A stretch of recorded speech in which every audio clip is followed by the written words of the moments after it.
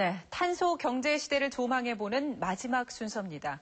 눈앞에 닥친 탄소 감축 의무를 놓고 어떤 전략을 세워야 할지 이주승 기자가 짚어봤습니다. 내년 말 덴마크에서 열리는 기후변화협약 15차 총회가 우리에겐 분수령입니다. 탄소 배출 의무 감축국에 포함될지 여부가 결정되기 때문입니다. 지금까지는 교토 의정서에 따라 우선 선진국들만 올해부터 2012년까지 90년 기준으로 평균 5.2% 감축하도록 돼 있습니다. 유럽연합의 경우 국가별, 기업별로 탄소 배출량을 할당하고 남거나 부족한 배출권을 거래하는 방식으로 배출량을 줄이고 있습니다. 2013년부터는 우리도 동참할 것을 요구받고 있습니다. 선진국들은 이제 한국과 같은 나라들이 더군다나 OECD 국가들이 그 배출 감축 의무를 부담하지 않아서는 안 되겠다. 그 압력이 굉장히 강합니다. 철강, 정유 등 에너지 다소비 산업이 많은 우리로선 큰 부담인데다 준비도 미흡합니다. 온실가스 저감을 해야 되나요? 라고 물어보면 정부에서는 정해진 거 없습니다. 라고 얘기를 해요. 그럼 기업에서 아무것도 안 한단 말이죠. 아예 할 겁니다 하면 인상 쓰면서도 준비할 텐데. 우리의 전략은 크게 두 가지입니다.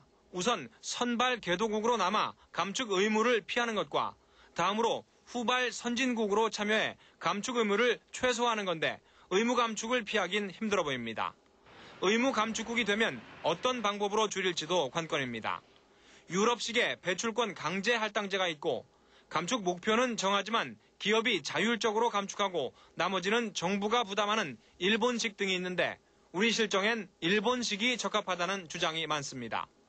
강제적인 어떤 의무를 할당을 하는 것은 제도 도입과 관련해서 여러 가지 논쟁을 불러일으키고 그 불필요한 어떤 그 대립을 조장을 할 가능성이 높기 때문에 정부는 이명박 대통령이 8.15 경축사에서 저탄소 녹색 성장을 선언한 이후 대응책을 서두르는 모양새입니다. 그런데 정부가 제시한 기본 방향은 탄소 총량 규제와 배출권 거래제 등 유럽식이어서 기업들의 반발이 거셉니다. 만약에 우리가 1990년 수준으로만 줄이는 의무를 진다고 하더라도 에너지 사용을 절반으로 줄여야 된다는 얘기고 경제 활동을 절반으로 줄여야 한다라고 하는 얘기거든요. 반면에 이 기회에 감축 목표를 공개적으로 밝히고 준비를 서둘러야 한다는 주장도 있습니다. 새로운 서비스 시장, 새로운 상품 시장에 대비해서 새로운 사업 기회를 만들어 나갈 노력을 할 수 있는데요. 도입이 빨리 될수록 그 기업들로선 대비할 시간이 많아지게 됩니다. 오는 2013년부터는 우리도 의무적으로 탄소를 감축해야 할 것이라는 데는 전문가들의 의견이 일치합니다.